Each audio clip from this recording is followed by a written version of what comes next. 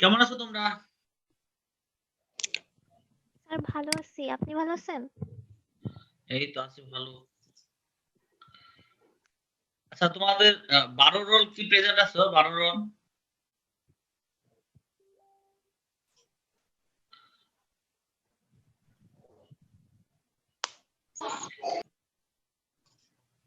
12, 18, 12, 19, 28 আছো? মনে হয় স্যার নাই। কেন স্যার, কি 12 হয়েছে? না, এদের অ্যাসাইনমেন্ট নাই তাই বলছি। স্যার আমি হচ্ছে যাদের সমস্যা ছিল তাদের মধ্যে যাদের যাদের অ্যাসাইনমেন্ট পাইছি তাদেরটা আপনাকে একসাথে মেল করে দিয়েছি, আর বাকিরা হ্যাঁ, আমাকে অ্যাসাইনমেন্ট দেয় নাই। ওরা মনে হয় আচ্ছা যাই হোক। নিজেরা দিবে দিলে। আচ্ছা শোনো, বিষয়টা হচ্ছে এই আমরা ক্লাস কন্টিনিউ করব, আর একটা ক্লাস করব নিব পোলারাইজেশনের উপরে, লাস্ট চ্যাপ্টার। জি এছাড়া স্যার। ওই দিনই আমরা ম্যাথমেটিক্স এর ব্যাপারে কথা হয়েছে, ম্যাথমেটিক্স আমরা ওই দিনই আমরা আম, বই থেকে কিছু ম্যাথ বলবো। জি আর স্যার। আরেকটা হচ্ছে যে গত ক্লাসের যে অ্যাটেন্ডেন্স সেটা কিন্তু আমার কাছে নাই। জি স্যার, ওটা ইসমাইল পাঠিয়ে দিবে, ও একটু অসুস্থ তো এর জন্য একটু দেরি হয়েছে। ও আচ্ছা, কি হয়েছে আবার? ঠান্ডার একটু করোনা? সমস্যা, ও অ্যালার্জির প্রবলেম। ঠিক আছে, আমরা শুরু করি। আমরা স্যার আপাতত আরেকটা কথা বলবো স্যার। হ্যাঁ হ্যাঁ হ্যাঁ। স্যার আপনি যদি ধরেন আপনার বইটা দাগায় রাখেন, তাহলে ইসমাইল যদি ক্যাম্পাসে যায় আপনার বই দেখে ওর বই দাগায় নিয়ে আসে আসলে আপনার বইটা সাথে তো দেখা করে। থাকে হচ্ছে বাড়িতে, আমার নগর বাড়িতে থাকে। জি স্যার। সেক্ষেত্রে যদি সে আসতে চায় তাহলে আমাকে আগের দিন জানাইতে হবে যে হ্যাঁ আমি আসবো, তাহলে আমি জি ওই দিন স্যার। বই নিয়ে যাবো। এছাড়া আসলে বই নিয়ে নিয়ে যাওয়া সম্ভব নয়। জি স্যার, তাহলেও জানায় যাবে যেদিন ক্যাম্পাসে যাবে, আপনার সাথে কন্ট্যাক্ট করে তারপরে তোমার গিয়ে আপনাকে। তোমাদের এই নগর বাড়ির আশেপাশে কেউ নাই? নগরবাড়ি? স্যার এটা তো মানে চিনি না স্যার। বেড়া উপজেলা, সাথিয়া উপজেলা, সুজানগর উপজেলা কেউ নাই? স্যার আমার বাসা সুজানগর। সুজানগর কোন জায়গায়? কাশীনাথপুর। কাশীনাথপুর কোন জায়গায়? স্যার গ্রাম হচ্ছে আহম্মদপুর। আহমদপুর, তার মানে কাশীনাথপুরের পরে?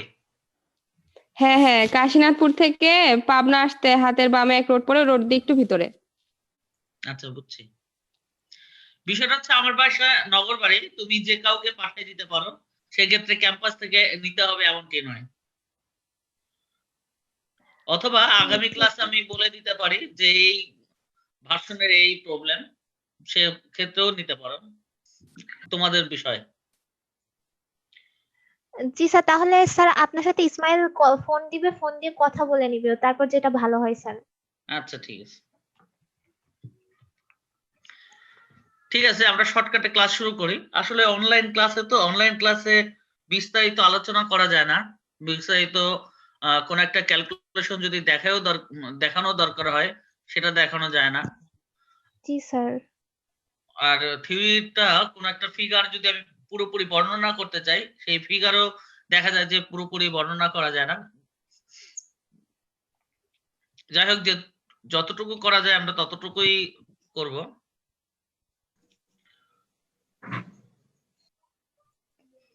এবং আমাদের লেকচারের সময়ও কম থাকে, 45 মিনিট, 40 মিনিট আমরা সর্বোচ্চ নিতে পারি।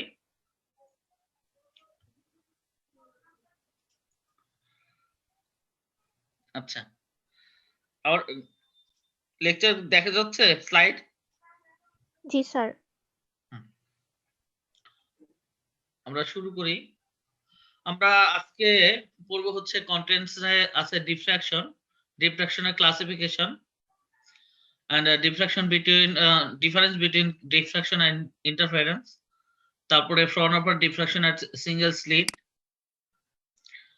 and diffraction grating and grating constant, dispersive power and resolving power, এই জিনিসগুলোই আমরা পড়বো। At first diffraction, আমরা ডিফ্রাকশন সম্পর্কে আমরা একটু বলি, সেটা হচ্ছে কোন একটা ধার চিরে যদি বাধা পেয়ে আলোটা বেঁকে যায়, তাহলে আলোটা সোজা পথে যাওয়ার কথা ছিল, যদি এটা বেঁকে ধার বেয়ে যদি বেঁকে চলে যায়, সেটা আসলে মূলত ডিফ্রাকশন। তবে এখানে ইয়ংস ডাবল স্লিট এক্সপেরিমেন্ট আমরা পড়ে আসছি। ইয়ংস ডাবল স্লিট এক্সপেরিমেন্টে এট ফার্স্ট ছিল সিঙ্গেল স্লিট, যেখান থেকে আমার আলোক রশ্মি আলোক উৎস থেকে বের হয়, চিরের মাধ্যমে এরকম একটা প্যাটার্ন আসে। তারপরে কি হয়, ডাবল স্লিট ইউজ করি, ডাবল স্লিটের মাধ্যমে দুই স্লিটের ভিতর দিয়ে আমাদের আলোক রশ্মি আপতিত হয়, এবং পরবর্তীতে দুই স্লিট দিয়ে যখন বের হয়ে যায় তখন সুপারপজিশন হয়, এবং সুপারপজিশনের ফলেই ইন্টারফারেন্স ঘটে। কিন্তু এখানে দুই ধরনের ডিফ্রাকশন দেখা যাচ্ছে অ্যাপারচার, একটা হচ্ছে প্যারালাল আর একটা হচ্ছে স্লাইট হাই লেভেলস, এরা স্মল অ্যাপারচার দেখা যাচ্ছে। সেক্ষেত্রে আমরা যদি এই চিরটা ছোট হয়, তাহলে সেক্ষেত্রে এই অ্যাপারচার গুলা স্মল অ্যাপারচার এবং বেঁকে যাবে, স্ফেরিক্যাল হবে। আর এটা হচ্ছে যদি আমার চিরের ডিস্টেন্স যদি বেশি হয়, বা এই যে আলোক রশ্মি যাচ্ছে তার যে অ্যাম্পলিটিউড তার চাইতে যদি একটু বেশি কাছাকাছি হয় বা সমান বা বেশি হয়, তাহলে সেক্ষেত্রে এটা লেন্থ অ্যাপারচার গুলার হচ্ছে তোমার প্যারালাল হয়, অর্থাৎ লার্জ অ্যাপারচার হবে, এবং সেক্ষেত্রে এই জিনিসটাকে বলা হয় লোয়ার লেভেল ডিফ্রাকশন, আর এটা হচ্ছে হাই লেভেল ডিফ্রাকশন। এবং ডিফ্রাকশনের শর্ত হচ্ছে এখানে যে অ্যাপারচারটা ব্যবহার করা হচ্ছে, চিরটা ব্যবহার করা হচ্ছে, এর যে থিকনেস, অর্থাৎ একটা চির থেকে আরেকটা চিরের যে ডিস্টেন্স, এবং এখানকার যে যে লাইটটা আমাদের আপতিত হচ্ছে তার যে তরঙ্গ দৈর্ঘ্য, এটার প্রায় সেম হবে। অর্থাৎ এই তরঙ্গ দৈর্ঘ্য এবং এর ডিস্টেন্স ডি যদি হয়, তাহলে এদের রেশিওটা 1 এর কাছাকাছি হবে, তখন আসলে ডিফ্রাকশন হবে, এছাড়া ডিফ্রাকশন হবে না। যদি খুব বেশি হয় তাহলে ডিফ্রাকশন হবে না, আর যদি তোমার কাছাকাছি হয় তাহলে সেক্ষেত্রে ডিফ্রাকশন হবে। এরপরে ডিফ্রাকশনে দুই ধরনের ডিফ্রাকশন আছে, একটা হচ্ছে ফ্রেনেল ডিফ্রাকশন আর একটা হচ্ছে ফ্রনহফার ডিফ্রাকশন। এটা মূলত নির্ভর করে যে এদের যে স্লিট আছে এবং স্ক্রিন আমার বিম্বটা পাচ্ছি, এই দুটা ডিস্টেন্সের উপরেই নির্ভর করে Fresnel diffraction and Fraunhofer diffraction গঠন করা ক্লাসিফিকেশন করা হয়েছে। সেক্ষেত্রে ফ্রেনেল ডিফ্রাকশন হচ্ছে স্লিট এবং সোর্স এই দুটো ডিস্টেন্স একটা ফাইনাইট ডিস্টেন্সের মধ্যে থাকবে, এবং সেক্ষেত্রে ফ্রেনেল ডিফ্রাকশন হবে, এবং স্ক্রিন এবং সোর্স খুব বেশি দূরে থাকবে না, কাছাকাছি হবে, সেটা হচ্ছে ফ্রেনেল ডিফ্রাকশন। অ্যান্ড ফ্রনহফার ডিফ্রাকশনে আমার সোর্স এবং স্লিট, সোর্স এবং স্ক্রিন অনেক দূরে থাকবে, ইনফাইনাইট ডিস্টেন্সে থাকবে। এবং আরেকটা বিষয়, ফ্রেনেল ডিফ্রাকশনের ক্ষেত্রে এটা স্ফেরিক্যাল ওয়েভ ফ্রন্ট পাওয়া যায়, আর ফ্রনহফার ডিফ্রাকশনের ক্ষেত্রে যেহেতু এটা লার্জ ডিস্টেন্স ইনফাইনাইট ডিস্টেন্স থাকে, সেক্ষেত্রে এটা প্যারালাল রে লাইট পাওয়া যায়। তো এই হচ্ছে মূলত ফ্রনহফার ডিফ্রাকশন। এটার ফ্রনহফার ডিফ্রাকশন এবং ফ্রেনেল ডিফ্রাকশনের মধ্যে কিছু পার্থক্য রয়েছে। ফ্রেনেল ডিফ্রাকশনের ক্ষেত্রে আমার লেন্স দরকার হয় না, কিন্তু ফ্রনহফার ডিফ্রাকশনের ক্ষেত্রে লেন্স আমরা সিঙ্গেল স্লিটে দেখব নেক্সট স্লাইডে, সেখানে লেন্স ব্যবহার করা হয়েছে, এবং এটার বিম্বটা যেটা হয়, ইমেজ যেটা গঠিত হয়, সেটা একটা নির্দিষ্ট ডিস্টেন্সে গঠিত হয়, এবং এটার ফ্রনহফারের ক্ষেত্রে এটা ইনফাইনাইট ডিস্টেন্সে গঠিত হয়। ডিফ্রাকশন এন্ড ইন্টারফারেন্সের মধ্যে কিছু পার্থক্য রয়েছে। ডিফ্রাকশনে আবার সুপার ইম্পোজ হয়, অর্থাৎ সুপারপজিশন হয় মেইনলি, কিন্তু ডিফ্রাকশনে সুপার ইম্পোজ হয় না, এটা ডিফ্রাক্টেড হয়, এবং এটার যে ফ্রিঞ্জেস থাকে উইথ অফ ফ্রিঞ্জেস, সেটা ডিফ্রাকশনের ক্ষেত্রে আনইকুয়াল হয়, বাট ইন্টারফারেন্সের ক্ষেত্রে এটা ইকুয়াল হয়। অর্থাৎ এটা ইন্টারফারেন্সে দেখা যায় ডিস্ট্রাকটিভ এন্ড কনস্ট্রাকটিভ হয়, অর্থাৎ একটা নির্দিষ্ট দূরত্বে ম্যাক্সিমাম এবং মিনিমাম প্যাটার্ন পাওয়া যায়। কিন্তু ডিফ্রাকশনের ক্ষেত্রে ম্যাক্সিমাম মিনিমাম প্যাটার্ন নির্দিষ্ট দূরত্বে হয় না, এটা এবং এর যে ফ্রিঞ্জ এর উইথ যেটা পাওয়া যায় সেটা আনইকুয়াল হয়। এবং এখানে ফ্রিঞ্জ স্পেসিংটা নন ইউনিফর্ম, বাট ইন্টারফারেন্সের ক্ষেত্রে ইউনিফর্ম হয়। একটা ডিফ্রাকশনের ক্ষেত্রে অনেকগুলো ইন্টারফারেন্স ঘটতে পারে, সেটা আমরা বলছি আগের স্লাইডে। সেটা হচ্ছে যে যখন ডিফ্রাকশন হচ্ছে, ডিফ্রাকশন যখন ডাবল স্লিট এক্সপেরিমেন্ট হচ্ছে, তখন প্রথমে আমার যেটা হয় সেটা হচ্ছে ডিফ্রাকশন হয়, কিন্তু পরবর্তীতে যেটা হয়ে যায় সেটা ইন্টারফারেন্স ঘটে। Single slit form for single slit diffraction, এখানে আমার দুইটা লেন্স ব্যবহৃত হয়েছে, এটা দুটোই উত্তল লেন্স, এবং এখানে একটা সোর্স আছে, এখানে একটা চির দেখা যাচ্ছে এবি, এবং এই উৎসটা প্রথম যে ফোকাসটা লেন্স ব্যবহৃত হয়েছে তার প্রধান ফোকাসে উৎসটা আছে। আমরা জানি প্রধান ফোকাস থেকে কোনো আলোক রশ্মি কোন একটা লেন্স আপতিত হলে প্রতিসরিত রশ্মি সেটা প্রধান অক্ষের সমান্তরালে যায়। সেক্ষেত্রে আমার উৎস থেকে কিছু আলোক রশ্মি আপতিত হয়েছে, এখানে আপতিত হওয়ার পরে এটা সমান্তরালে এক উৎস সমান্তরাল আলোক রশ্মি আপতিত হয়ে প্রতিসরিত হয়েছে প্রথম লেন্স এল এর মাধ্যমে। এই আলোক রশ্মিগুলা এর তীরের দুই প্রান্ত, এ তীর এবং বি দুই প্রান্তে আলোক রশ্মি আপতিত হয়। এই আলোক রশ্মি এ প্রান্তের উপরে বা বি প্রান্তের নিচেও আলোক রশ্মি আপতিত হয়। সেক্ষেত্রে আমার একটা প্রধান অক্ষ বরাবর যে পয়েন্ট সি বিন্দুর উপরে নিচেও আমার উজ্জ্বল এবং অনুজ্জ্বল ইমেজ গঠিত হয়। সেক্ষেত্রে যদি এ বিন্দুতে সরাসরি তীর বেয়ে সরাসরি দেওয়াল ঘেঁষে যদি সরাসরি আপতিত হয়, তাহলে এই লেন্সে এল প্রাইম লেন্সে আপতিত হওয়ার পরে সেটি প্রতিসরিত হয়ে সি বিন্দুতে মিলিত হয়, এবং সি বিন্দুতে আমার প্রিন্সিপাল ম্যাক্সিমা গঠিত হয়। কিন্তু অনেক সময় কিছু আলোক রশ্মি আছে যে প্রধান অক্ষের সমান্তরালে সাথে বা প্রধান অক্ষের দিকের সাথে থিটা কোণে আপতিত হয়, এবং থিটা কোণে যেগুলো আপতিত হয় সেই বিন্দুগুলো সরাসরি সেই বিন্দুতে মিলিত হয় না। সেক্ষেত্রে থিটা কোণে যেটা আপতিত হচ্ছে সেই আলোক রশ্মি সেটা উপরের দিকে আপতিত হচ্ছে, সেটা পি বিন্দুতে গিয়ে মিলিত হবে, আর আরেকটি আলোক রশ্মি যেটা নিচের দিকে সেটা এসে পি প্রাইম বিন্দুতে মিলিত হবে। সেক্ষেত্রে পি বিন্দুতে এবং পি প্রাইম বিন্দুতে, এখানে পি প্রাইম বিন্দুতে আমার অনুজ্জ্বল আলোক রশ্মি ইমেজ সৃষ্টি হবে। এইখানে যে ওয়েভ ইন্টেন্সিটি প্যাটার্ন দেখা যাচ্ছে সেক্ষেত্রে জিরো পজিশনে, অর্থাৎ এখানকার এই চিত্রে যেটা সি পয়েন্টে আছে সেই পয়েন্টে আমার ইন্টেন্সিটি সবচেয়ে বেশি, এবং এখানে ইন্টেন্সিটি হাই বা অর্থাৎ উজ্জ্বল প্যাটার্ন দেখা যাবে। এরপরে যেটা হচ্ছে যে পি বিন্দুতে যেটা আপতিত বা প্রতিসরিত হচ্ছে, বিন্দু মিলিত হচ্ছে, সেখানে আমার অর্থাৎ অনুজ্জ্বল ইমেজ প্যাটার্ন দেখা যাবে।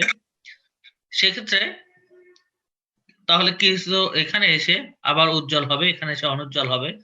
সেক্ষেত্রে উজ্জ্বল এবং অনুজ্জ্বল যে বিম্ব আমরা দেখতে পাই সেটার ডিস্টেন্স আসলে নির্দিষ্ট নয়, সেটার ডিস্টেন্স কোনো সময় বেশি কোনো সময় কম।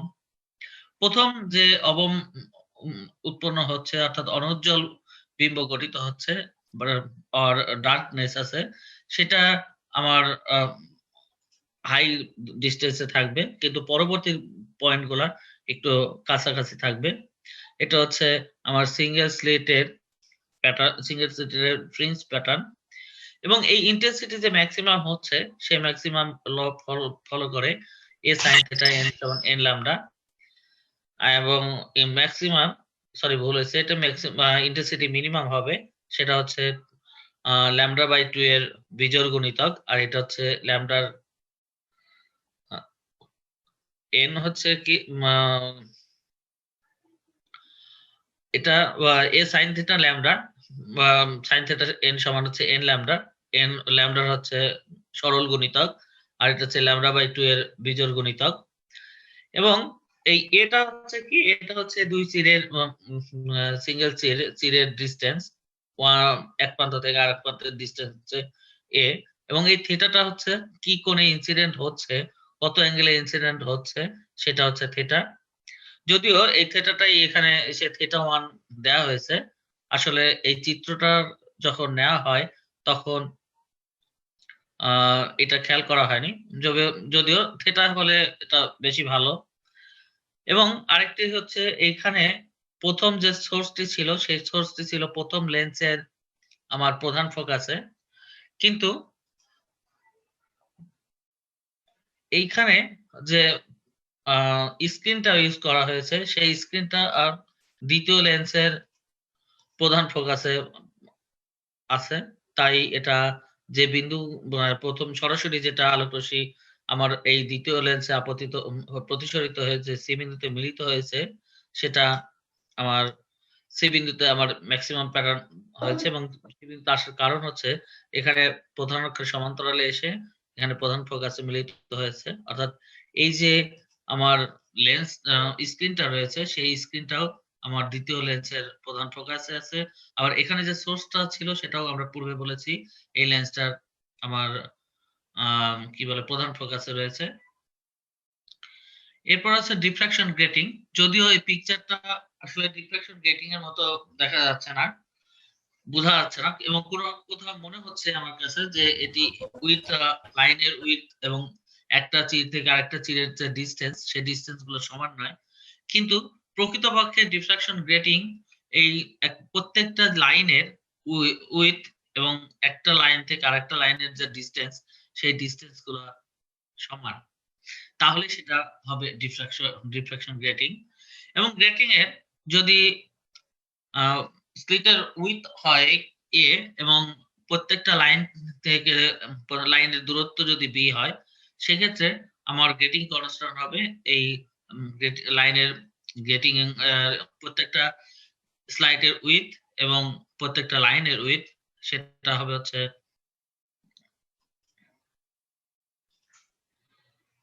একটা হচ্ছে এই লাইনের এই কি বলে, এটা হচ্ছে লাইনের উইথ হচ্ছে বি, এবং এখান থেকে এখানটার প্রত্যেকটা গ্রেটিং এর ডিস্টেন্স উইথ এই দুটার উইথ হচ্ছে এ, সেক্ষেত্রে গ্রেটিং কনস্ট্যান্ট হবে এই দুটার যোগফল, ডি সমান এ প্লাস বি। আর প্রত্যেকটা একক সেন্টিমিটারে কতগুলো লাইন আছে, একক সেন্টিমিটার ডিস্টেন্সে কতগুলো সংখ্যক লাইন আছে, সেটা হচ্ছে কি এটা grating inverse, grating constant inverse. এবং এই গ্রেটিং মূলত ব্যবহার করা হয় কোন একটা আলোকরশ্মি যে আপতিত হয় গ্রেটিং এর উপরে, সেই আলোকরশ্মির ওয়েভলেন্থ নির্ণয় ক্ষেত্রে এটা ব্যবহৃত হয়। আরেকটি হচ্ছে দুটি স্পেকট্রাম, দুটো লাইটের স্পেকট্রাম বাট একই ওয়েভলেন্থের স্পেকট্রাম, সেই দুটো স্পেকট্রামকে আলাদা করা যায় গ্রেটিং এর মাধ্যমে। আরেকটি হচ্ছে যে এই যে প্রিভিয়াস স্লাইডে দেখলাম যে ইন্টেন্সিটি যে আলো রশ্মি যে আপতিত হচ্ছে, সেটা একটি অ্যাঙ্গেলে হয়, ইনসিডেন্ট অ্যাঙ্গেল। সেই ইনসিডেন্ট অ্যাঙ্গেলটা অনেক সময় পরিবর্তিত হয়, সেটা অর্থাৎ প্রথমে আমার ইনসিডেন্ট অ্যাঙ্গেলটা ছিল 0 অ্যাঙ্গেলে, কিন্তু পরবর্তীতে যায় থিটা অ্যাঙ্গেলে, অর্থাৎ এটা পরিবর্তন হয়। সেই থিটা অ্যাঙ্গেলের ইনসিডেন্ট অ্যাঙ্গেলের পরিবর্তনের হার নির্ণয় করা যায় এই গ্রেটিং এর মাধ্যমে। অবশ্যই সে একটা ইয়াটা কি বলে, এই যে অ্যাঙ্গেলের পরিবর্তন আমরা নির্ণয় করব, পরিবর্তনের হার, সেটা অবশ্যই আমার ওয়েভলেন্থের তরঙ্গ দৈর্ঘ্যের মাধ্যমে সাপেক্ষে। ডিসপারসিভ পাওয়ার এটা ডিপেন্ড করে হচ্ছে কি অ্যাঙ্গেলে ইনসিডেন্ট হচ্ছে, অ্যাঙ্গেলের পরিবর্তন, ইনসিডেন্ট অ্যাঙ্গেলের পরিবর্তন এবং পার্শ্ববর্তী দুইটা যে রে মধ্যবর্তী তরঙ্গ দৈর্ঘ্যের অনুপাত, এটি হচ্ছে ডিসপারসিভ পাওয়ার। এবং এটা ডিসপারসিভ পাওয়ার মূলত দুইটার নেইবারিং লাইন স্পেক্ট্রাল লাইন্স এর ডিফারেন্স, ওয়েভলেন্থের ডিফারেন্স এবং ইনসিডেন্ট অ্যাঙ্গেলের ডিফারেন্স এর রেশিও, এবং এটা নির্ভর করে grating constant a plus b এবং গ্রেটিং ডিফ্রাকশন অর্ডার n এবং ইনসিডেন্ট অ্যাঙ্গেল থিটার উপরে নির্ভর করে। এটার যে ডিসপারসিভ পাওয়ারটা, এটা আমার n অর্থাৎ ডিফ্রাকশন অর্ডারের সমানুপাতিক এবং গ্রেটিং কনস্ট্যান্টের ব্যস্তানুপাতিক এবং ইনসিডেন্ট অ্যাঙ্গেলের কোসাইন অনুপাতের ব্যস্তানুপাতিক। এটা প্রমাণ করা যায় আমাদের পূর্ববর্তী ছিল সিঙ্গেল স্লিট এক্সপেরিমেন্টে। সেক্ষেত্রে ছিল হচ্ছে শুধু a sin θ সমান n ল্যামডা। এটা আসলে double slit experiment, double slit diffraction, যেখানে a প্লাস বি sin θ সমান n lambda, nth order principal maxima, যেখানে ওয়েভলেন্থ হচ্ছে লাইটের ওয়েভলেন্থ l ল্যামডা এবং nটা হচ্ছে diffraction order. A B previous স্লাইডে আমরা বলছি এটা হচ্ছে তোমার লাইন উইডথ, অর্থাৎ দুটা প্যারালাল স্লিটের ডিসটেন্স, আর এটা হচ্ছে প্রত্যেকটা লাইনের ডিসটেন্স উইডথ। এবং এটা এবং a প্লাস বি এই দুটো হচ্ছে কনস্ট্যান্ট, এবং এখানকার যে n অর্ডার এটাও কনস্ট্যান্ট, অর্থাৎ এখানে ভ্যারিয়েবল হচ্ছে অ্যাঙ্গেল, ইনসিডেন্ট অ্যাঙ্গেল এবং তরঙ্গ দৈর্ঘ্য। এটা আমরা ডিফ্রাকশন করে রেশিও, ডিফারেন্সিয়েশন করে রেশিও করলেই এটা আমার এই ধরনের একটা ইকুয়েশন আছে, যেটা n প্রাইম দিয়েছে, যদিও আমরা পূর্ববর্তী স্লাইডে বলেছি n সমান 1/a প্লাস b। সেক্ষেত্রে n টা হচ্ছে number of lines per unit centimetre in the grating. তাহলে গ্রেটিং যদি তোমার গ্রেটিং কনস্ট্যান্ট যদি বেড়ে যায়, তাহলে আমার এই ডিসপারসিভ পাওয়ারটা কমে যাবে। যদি কম হয় তাহলে সেটা এর পরিমাণ বেড়ে যাবে। আবার ইনসিডেন্ট অ্যাঙ্গেল যদি আমার কম বা বেশি হয়, তাহলে সেটা এখানে যদি বেশি হয় তাহলে এটার মানটা কমে যাবে, কারণ থিটার মান যদি বেড়ে যাবে, কারণ থিটার মান যদি কমতে থাকে, বাড়তে থাকে, তাহলে কস থিটার মানটা কমতে থাকে, সেক্ষেত্রে এটার মান আমার বেড়ে যাবে। বা nth অর্ডার এই ডিফ্রাকশন গ্রেটিং এর ডিফ্রাকশনের যে অর্ডার, সেটা প্রিন্সিপাল ম্যাক্সিমামের অর্ডার, এবং এটা যদি বেড়ে যায় তাহলে এটার মানও বেড়ে যাবে, যদি কমে যায় তাহলে ডিসপারসিভ পাওয়ারের মানও কমে যাবে। এরপর হচ্ছে resolving power. Resolving power of grating, আসলে এটা দুটা ওয়েভলেন্থের যে স্পেকট্রাম সেটার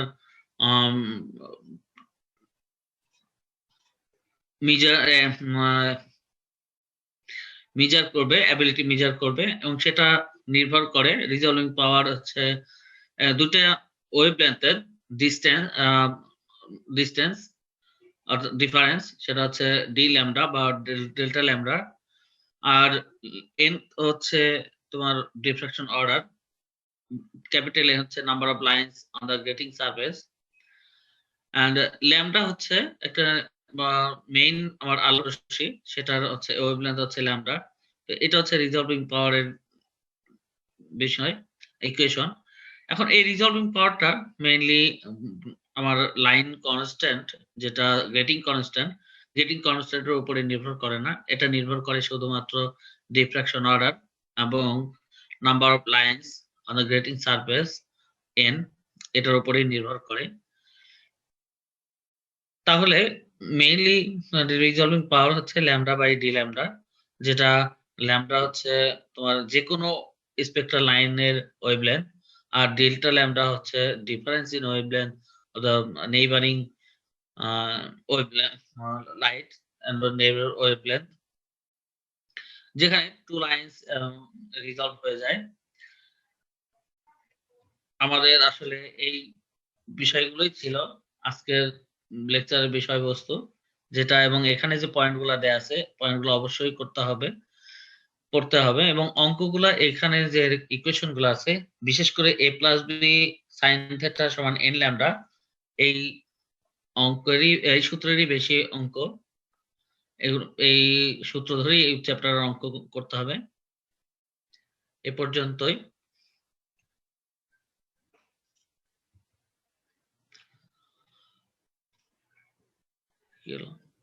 টাইম শেষের দিকে।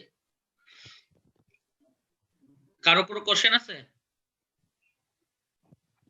না স্যার। হ্যালো, আজকে দুইটা লেকচারের অ্যাটেন্ডেন্স পাঠাই দিও। আর হচ্ছে স্যার তোমাদের আগামী আজকে কিন্তু 36 জন ছিল স্যার, অনেকে ডিসকানেক্টেড হয়ে গেছে। আচ্ছা আচ্ছা, ঠিক আছে, অ্যাটেন্ডেন্স পাঠাবা। আজকে এ পর্যন্তই। শনিবারে আমার লাস্ট ক্লাস হবে। ঠিক আছে স্যার। ভালো থেকো সবাই।